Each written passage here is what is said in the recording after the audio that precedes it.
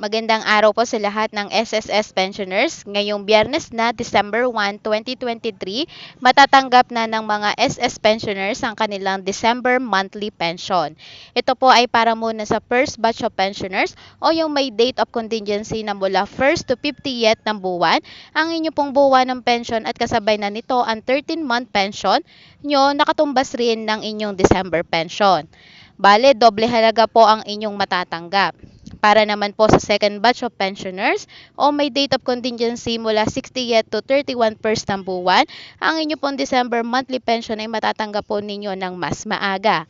Sa Lunes naman po ito, December 4, 2023, ganun din po, kasabay na din po ang inyong 13-month pension. At dobleng halaga na din po ito. Kamusta na ba ang pension increase?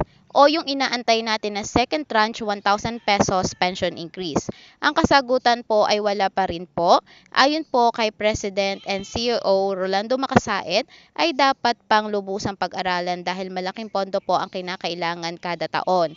Aabutin po kasi ito ng 40 billion pesos at ito po ay maghahatid ng malaking impact sa SS Pension Fund at buhay ng ahensya. Kaya naman po, hindi pa rin ito ipapatupad.